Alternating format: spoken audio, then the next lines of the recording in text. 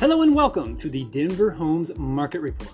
We are in our third season and this is our 8th episode. This is Ricky Schoonover of Mo Denver Real Estate. I'm your local realtor and host of this monthly podcast.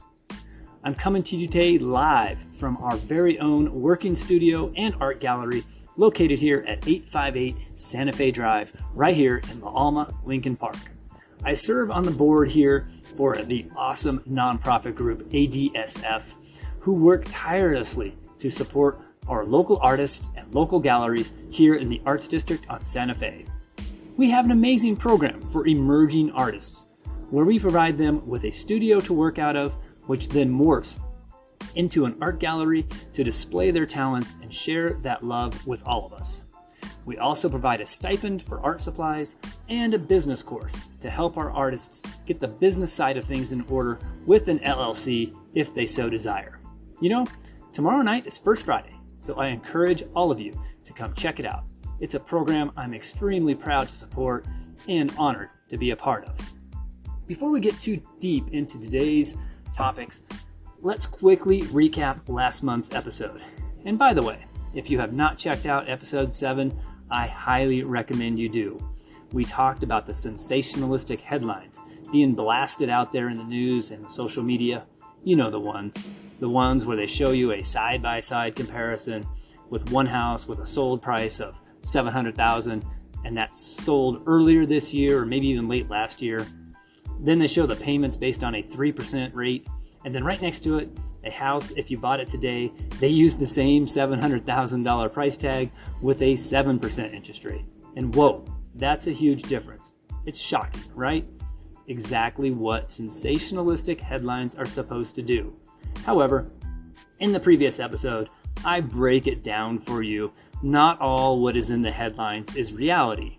I'll show you how sure, some folks got that 3% rate, but it was a very slim percentage of buyers who actually got 3% or even 4%. The rates did not stay that low for very long. And as trends go, they take time to build and continue replicating into what we can finally identify as a trend, which will finally make the headlines. And by the time they are in the headlines, it's already old news and the rates have already changed every single day, sometimes multiple times in the same day. If you are not already in the process of buying or selling or refinancing your home, you were probably too late, unless you had already been actively working with your realtor about 3 months before the headlines even made the news. That's the thing about trends, especially real estate market trends. I mean, think about it. When people sell their homes, or buyers for that matter, you decide you're going to sell your home. You reach out to your trusted realtor, you talk about the recent market activity, then you go on and tackle those inevitable honey-do lists. You get your professional photography lined up and scheduled and done. And 2 to 3 weeks later, from that very first thought of, selling your home to finally being live in the MLS, in a best case scenario, let's say you get an offer in a fairly short order. In hot markets, that may be less than 3 days. In cool markets, that may be 3 weeks. And in cold markets, that may be 3 months or longer.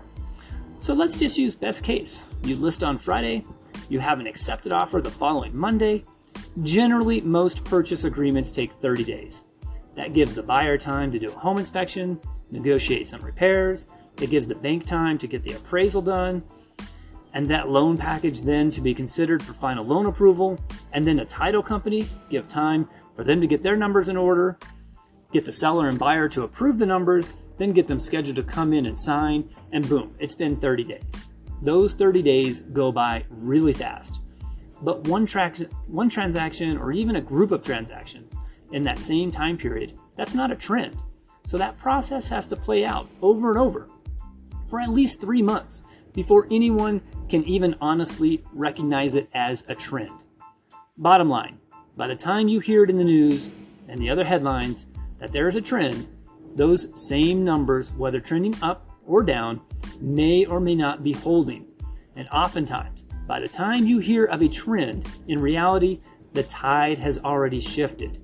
That trend has ended. And oftentimes the market has already started swinging the opposite direction. So you are hearing the latest headlines. You decide the time is right for you to make your move. You call your realtor, and they have to be the bearer of bad news. And what they tell you is, well, yes, I know it's all over the headlines and all over social media. Sadly, that was 2 or 3 months ago. And here is where we are in this current real estate market. You cannot believe it. The realtor can't be right. I mean, look at the social media. Look at the morning news. It's all over the place. Prices are skyrocketing. Why is my house not worth $700,000? What do you mean the rates are 6.5% or 7%? I just saw something recently saying they were at historic lows. Okay, so you get the point. This is why over and over and over, I'm always telling my clients and preaching here on my podcast, do not try to time the market. If you are hearing it in the news, you are probably too late. Unless you are in the trenches every single day, unless you have paid access to public records and professional experience on how to decipher that info, unless you have some forward-looking industry tools at your disposal, and by the way, it's very expensive and very time-consuming to have the latest data. And just know, Zillow and others, they do not have the latest info. They are also relying on the trends.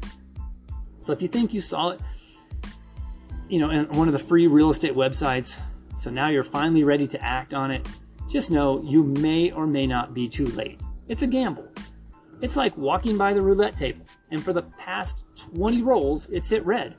So you lay your life savings down on black because, it has to land on black at this point, right? Wrong. Dead wrong. Every spin of the wheel, that little white ball has the exact same chance to land on any one of those spaces, red, black, or green. I guess you can argue the odds change, but in reality, the ball has the exact same chance to land on any one of those spaces as the prior 20 rolls. Do not try to time the real estate market. Hire an experienced realtor and follow their advice. That formula has a proven track record of over 100 years and counting, all the way back to 1908 in Chicago when the National Association of Realtors were formed. We operate by a code of ethics. We realtors are required to retake our ethics courses on a regular basis so that we can stay on top of current trends, standards of practice, and ensure we are operating in a fiduciary duty to our clients by putting your interests above our own. This is a major part of why realtors have continued to be your best source for fair dealings. Hire someone who has more to lose than you do. I have been working in real estate dating back almost 20 years. I know it's crazy. I was first licensed in 2003. I have an impeccable record, and I will do everything in my power to put my clients' interests first. Okay, so you got it. Trends and headlines are likely old news. When you are thinking of buying or selling your home, go with a proven track record of a local realtor you trust. Now let's move on to today's topic. And it's as current as I can possibly bring it to you. Today is Thursday, December 1st, 2022. So I will spend some time today going over what just closed out and was published this morning. We will look at the data pertaining to the entire month of November 2022, with the data being provided to you directly from our very own MLS, the multiple listing service covering the Denver market. So first, I want to share with you how many homes do you think we sold in 2022 for this last month, November? We sold just shy of 5,000 homes. 4,954 to be exact. So just for fun, let's now go back a year and let's look at how many homes we sold in the same month last year, November 2021. My guess is it's going to be quite a few more last year. The market was going a bit crazy. And this would have been just before we went off the rails starting there in 2022. And sure enough, November 2021, we sold 8,863 homes. That is a whopping 39 a little over 3,900 homes more last year than this year. That's pretty incredible and speaks to the market conditions where we were as we closed out 2021 and as we were heading into 2022. That last cycle, which started winding down this summer, as gas prices were spiking and the Fed started ringing the alarm bells and indicating rate hikes were coming. But leading up to that starting summer of 2021 and right up to about June of this year, that 1 year's time frame, summer of 2021 till the beginning of summer 2022, was the absolute strongest seller's market I have seen in my 20 years of real estate. If you are in my database, which I have over 200 of you in my database, if you are in there and you own a home, then you know I was reaching out to you with regular market update reports, letting you know how great of a time it was for you as a seller. Buyers were giving away everything, including the kitchen sink. Seriously, kitchen sink doesn't work, no problem. I'll buy the house and I'll replace it myself. I even had one deal where I was representing my sellers. I was waiting for our photography shoot, so I went ahead and snapped one curbside picture with my cell phone, just so I could put it into the MLS as coming soon. Here's the deal about coming soon category. At that time, the listing did not even go out to the Zillows and the other third-party advertising sites. In fact, even realtors would have to search a special section within the MLS to even see coming soon listings. And I got an offer the night before we went live in the MLS. I honestly thought it was fake. The potential buyers had not even seen the inside of the home. So sight unseen, they offered my clients $100,000 over the asking price and proclaimed upfront they would do an inspection for their own reference, but would not ask for any repairs whatsoever. They also gave my clients a full 45 days after the close before my clients had to be out of the home and turn over the keys to the new owners. I have not seen that strong of a seller's market in 20 years, and I don't know if I will ever see a market that favored sellers that much again. J and M, you know who you are. That was almost the most perfect timing anyone could have imagined. So congrats to them. All right, so back to the numbers here and what they might mean moving forward. We are down in sales by a large margin. In fact, about 45% less from the homes we sold in 2021 to the homes we just sold in 2022. But get this, the average days on market is only about 40 days. Seriously, who can complain about that? You hire a realtor, they do all the marketing that is required in this current type of market. And for me, that includes professional photography, high quality virtual tours, a drone flight with photos if my clients feel that would be added value. Then from there, I do postcards announcing the new listing. I walk the neighborhoods weekly, letting the neighbors know we are in the market. I conduct open houses every weekend. I do social media blasts and campaigns. This is what I love. I love doing real estate and marketing your home. My job is to cast the absolute widest net I possibly can to net you the highest qualified buyer. The only way to best ensure you receive full market value for your home is by exposing your home to the full market of current potential buyers. This is all included when you list your home for sale with me. This is what you get. I won't say too much today about my current listing, because we are in contract and I don't want to jinx it. But what I will say is that it took some price reductions. It took every ounce of marketing and more that I just mentioned up above in order to get our offer. We did this in about 60 days. From the day we went live to the day we went into contract. If all goes well, this home will close at the end of December. But it took a massive amount of effort. And I'm not complaining. I love it. The average days is 40 days. This one took 60 days to get an accepting offer. Now the real work begins to get my sellers and the buyer to the closing table. So if you're thinking of selling your home, just know, we spent about 3 weeks getting the home ready. We had a few minor repairs to do. We had our photo shoot. We went to market. 60 days from there, we accepted an offer. and now another 30 days or so before closing date. If all goes well, it took my clients nearly 4 months to sell their home.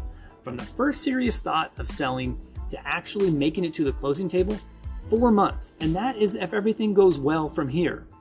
If you think you're going to wait until spring of next year to sell your home, the time to start is now.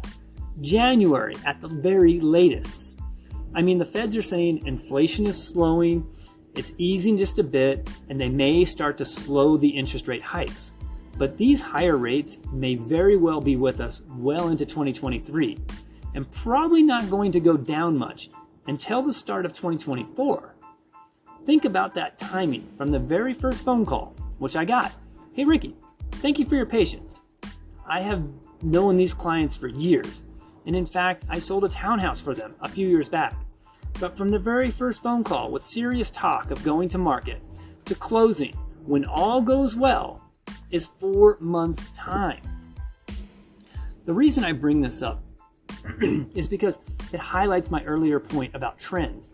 It clearly shows you why the headlines may be old news.